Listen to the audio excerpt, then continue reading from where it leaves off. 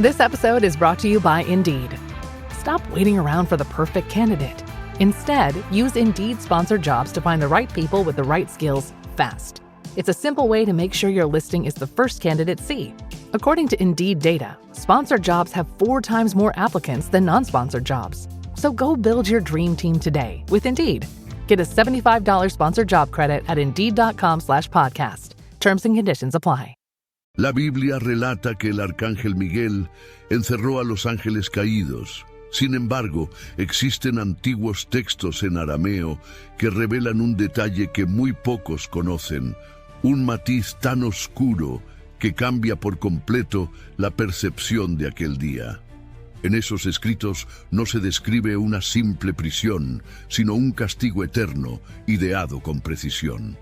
Miguel, en un acto de justicia implacable, utilizó la propia maldad de esos ángeles como herramienta para atormentarlos sin descanso. Un encierro donde el tiempo no existe y donde el mismo pecado que cometieron se convierte en una sombra perpetua que los persigue sin dejarles respiro. Dios permitió que ese castigo se llevara a cabo, pero surge la pregunta que pocos se atreven a formular. ¿Por qué? ¿Qué propósito oculto había detrás de esa decisión? Y aún más inquietante, ¿qué ocurriría si un día esos ángeles encontraran la forma de escapar? Imagina un lugar en el que cada error se repite eternamente, donde las voces del pasado se transforman en gritos que no se pueden acallar. Ese fue el destino que Miguel selló y que el cielo aprobó. Pero toda prisión, por más impenetrable que parezca, tiene un punto débil. Y si ese punto llegara a romperse, las consecuencias serían inimaginables para la humanidad. Esta no es solamente la historia de ángeles castigados.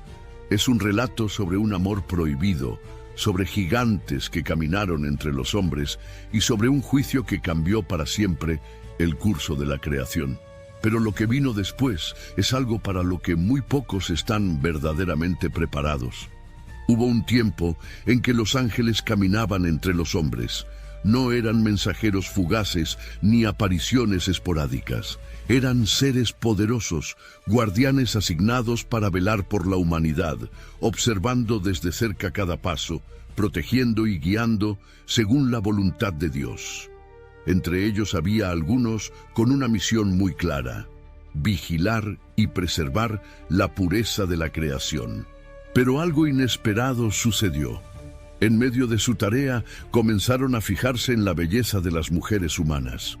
No fue un simple gesto de admiración, fue una fascinación creciente, una atracción que empezó como una chispa y se convirtió en un fuego imposible de apagar. Lo que comenzó con una mirada terminó en un deseo que chocaba de frente contra las leyes del cielo. En lugar de resistir, tomaron una decisión que sacudiría los cimientos del orden divino. Abandonaron su puesto, descendieron a la tierra y buscaron a esas mujeres para convertirlas en sus esposas. Y con ese acto no solo rompieron su juramento, sino que alteraron el equilibrio entre lo eterno y lo terrenal. El cielo los vio caer, y Dios, en lugar de detenerlos de inmediato, observó, no porque aprobara su decisión, sino porque algo más profundo estaba a punto de manifestarse. Un amor prohibido estaba sembrando la semilla de una de las mayores tragedias que la humanidad conocería. De esa unión nacerían criaturas que no pertenecían del todo ni al mundo de los hombres ni al reino de los ángeles. Seres que crecerían rápido, cuya presencia y apetito cambiarían la historia para siempre. Eran los primeros pasos hacia un desastre que el mundo aún no podía imaginar. De aquellas uniones prohibidas nacieron los Nefilim. Eran gigantes, pero no solo por su altura. Su fuerza era descomunal. Sus cuerpos crecían a un ritmo imposible para cualquier humano, y sus ojos parecían guardar un brillo extraño, mezcla de inteligencia y hambre insaciable.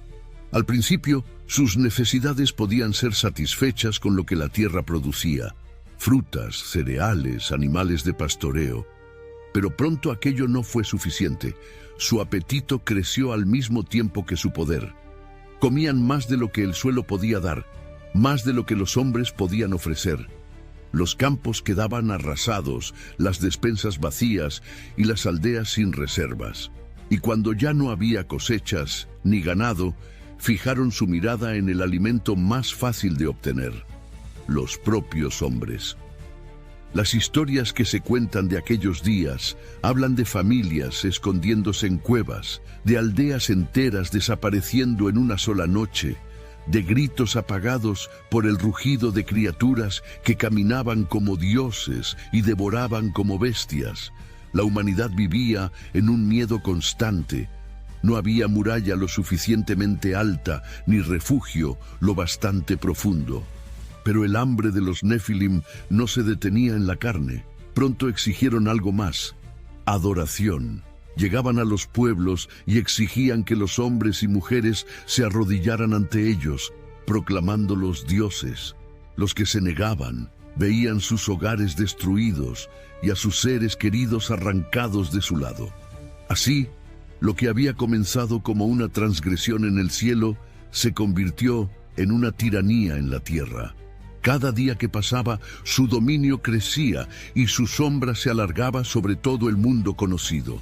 Era como si la propia creación estuviera siendo devorada desde dentro. Y aunque el cielo parecía guardar silencio, los hombres que aún conservaban fe seguían alzando sus oraciones, sin saber que la respuesta estaba más cerca de lo que imaginaban. La tierra se había convertido en un lugar irreconocible. Lo que antes era un paraíso vibrante, ahora estaba marcado por el miedo, el hambre y la destrucción. Las aldeas que alguna vez se llenaban de risas y comercio eran ahora sombras vacías, con casas derrumbadas y caminos desiertos. El eco de lo que alguna vez fue prosperidad se mezclaba con el silencio opresivo de la desolación. Las personas que sobrevivían lo hacían ocultándose. Algunos buscaban refugio en las profundidades de las cuevas, otros se internaban en los bosques más lejanos, y unos pocos se atrevían a escalar montañas para escapar del alcance de los Nefilim. Pero no importaba dónde se escondieran, los gigantes siempre los encontraban. Y entonces comenzaban las súplicas. En las noches más oscuras, hombres, mujeres y niños alzaban la mirada hacia un cielo que parecía mudo. «Por favor, no nos dejes morir así», susurraban. Cada palabra era una mezcla de desesperación y esperanza, flotando en el aire como si buscara un oído compasivo. Sin embargo, día tras día, no llegaba respuesta. Los Nefilim continuaban con su festín, y los sobrevivientes empezaban a preguntarse si Dios los había abandonado. Algunos comenzaron a perder la fe. Otros, con el corazón endurecido por el dolor, aceptaron someterse a los gigantes con la esperanza de salvar su vida y la de los suyos.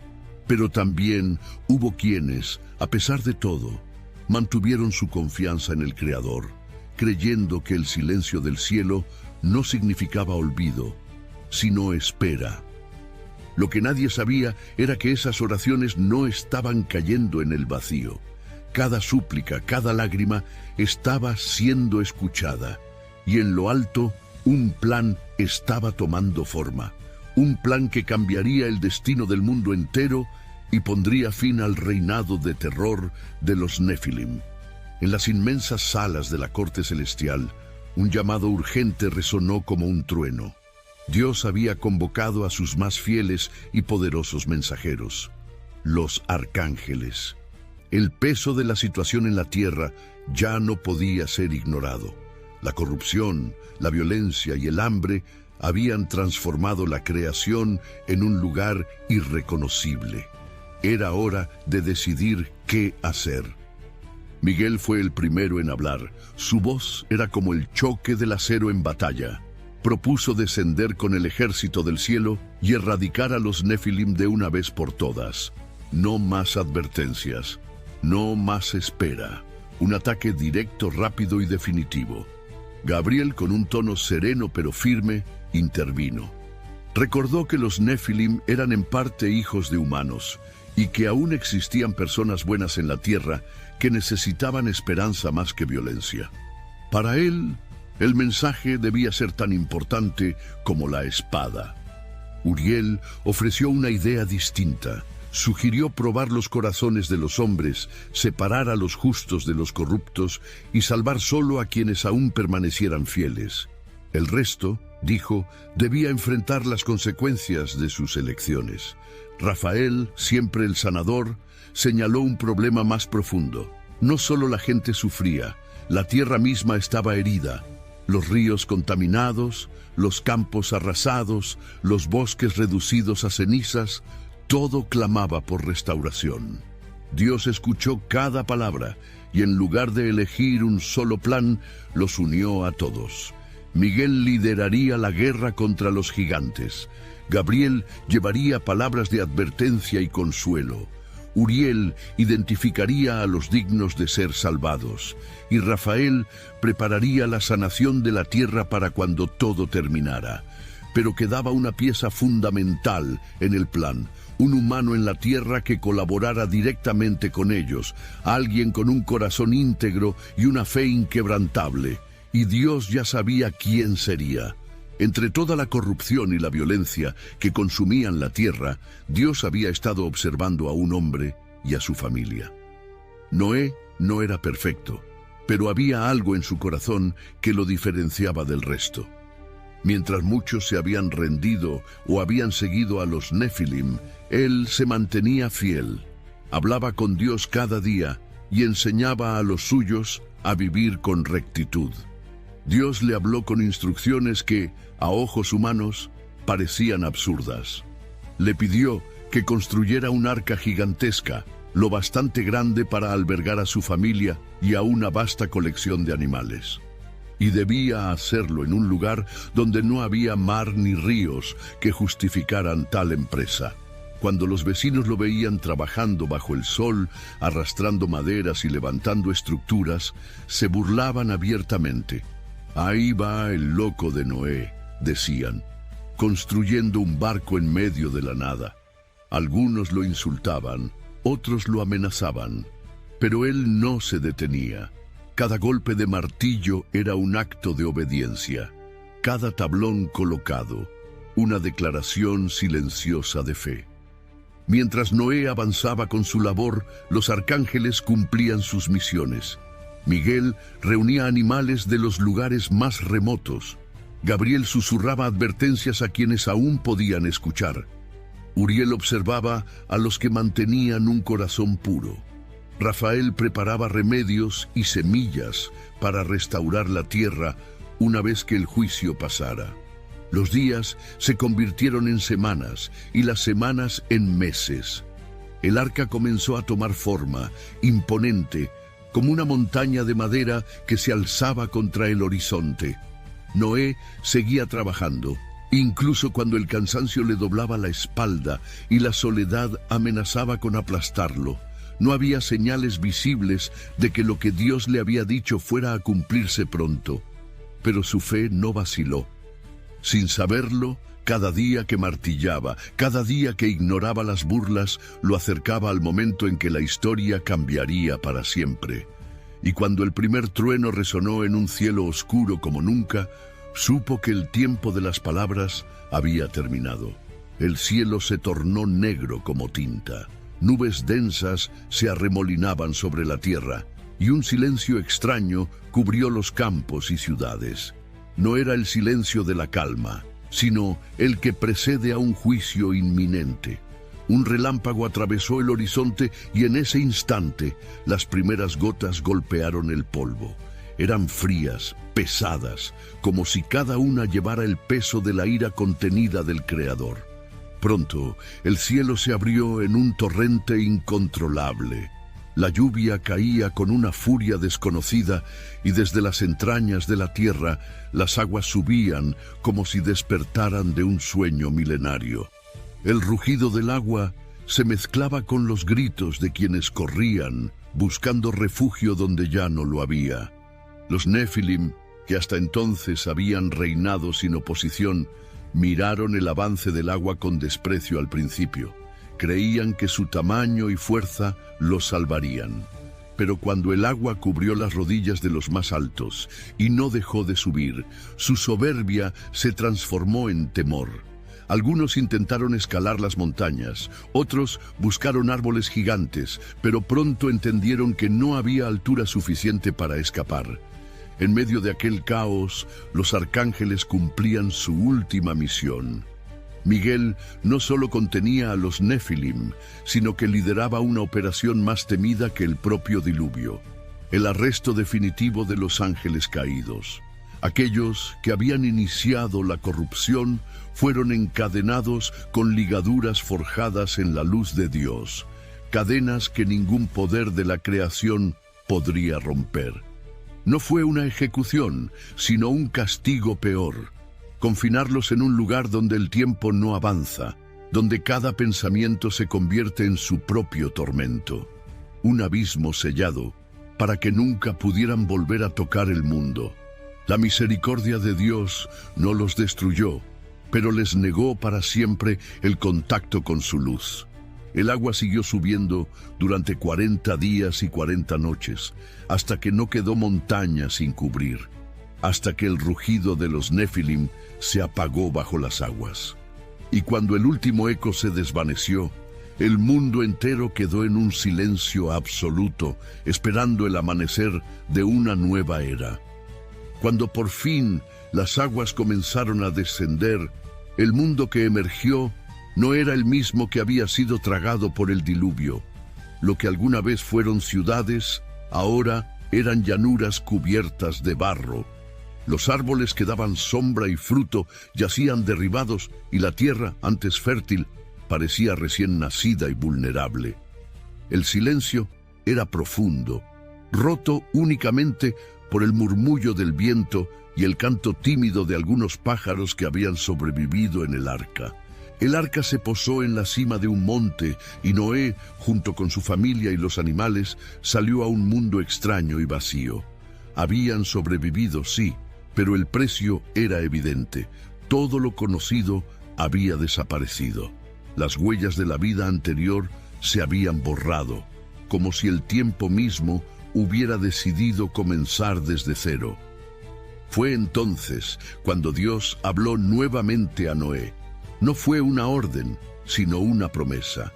En el cielo apareció un arco de colores que atravesaba de lado a lado, brillante y majestuoso, como una firma divina sobre la tierra renovada. Este es el pacto que hago contigo y con todo ser viviente, dijo Dios. Nunca más destruiré la tierra con un diluvio. Cada vez que veas este arco, recuerda mi promesa y mi misericordia. Junto con la promesa vinieron instrucciones. La humanidad debía multiplicarse, cuidar de la creación y preservar la vida.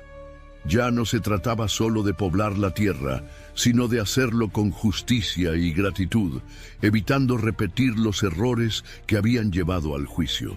Los arcángeles también recibieron nuevas misiones. Miguel permanecería como guardián contra el mal que intentara levantarse. Gabriel seguiría llevando mensajes de esperanza y advertencia.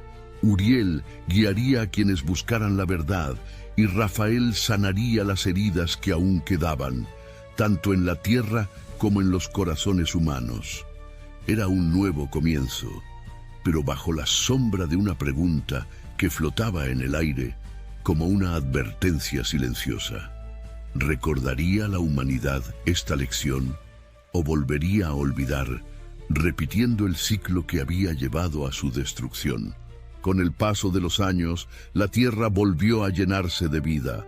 Las aldeas crecieron, los campos dieron fruto y los hombres comenzaron a poblar de nuevo las llanuras y montañas. Las risas regresaron y para muchos las historias del diluvio y de los Nefilim se convirtieron en leyendas lejanas, cuentos de ancianos para asustar a los niños. Pero no todos olvidaron. Algunos siguieron hablando de gigantes que podían mover piedras del tamaño de casas, de seres tan altos que las nubes rozaban sus hombros.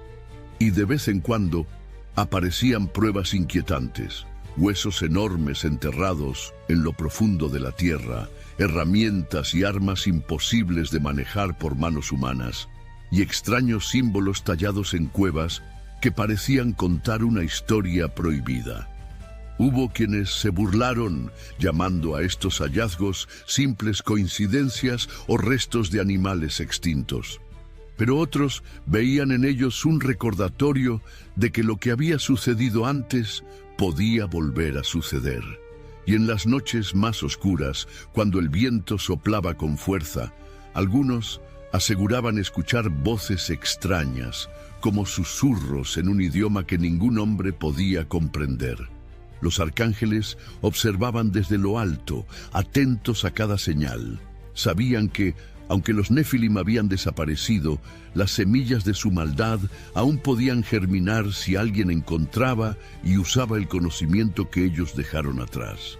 Y el peligro no siempre se presentaría en forma de gigantes visibles. Podía nacer en lo oculto, en la mente y el corazón de los hombres. La historia parecía cerrada, pero en realidad solo había cambiado de capítulo. El campo de batalla ya no estaba en los días de Noé, sino en el presente y el futuro. Y quienes comprendieran las huellas del pasado tendrían que decidir si las usarían para el bien o abrirían otra vez las puertas que Dios había sellado. El diluvio fue más que un juicio. Fue una advertencia escrita en el agua, una marca eterna en la memoria del mundo. Dios cerró una puerta para proteger a la humanidad, pero no la cerró para siempre, porque el verdadero peligro no estaba solo en los gigantes que caminaban sobre la tierra, sino en la corrupción que puede volver a crecer en el corazón de los hombres. Miguel encadenó a los ángeles caídos y selló sus prisiones, pero esas cadenas no fueron olvidadas por el enemigo. El conocimiento prohibido que los Nefilim trajeron aún respira en las sombras, esperando a que alguien lo despierte. Y lo más inquietante es que, en cada generación, siempre hay quienes se sienten atraídos por ese poder. Vivimos en un tiempo en el que las huellas del pasado vuelven a aparecer. Restos antiguos, leyendas que cobran sentido, señales que podrían anunciar que lo que una vez fue destruido intenta regresar. Y si eso ocurre, la batalla no será como la de Noé, con agua cubriendo la tierra.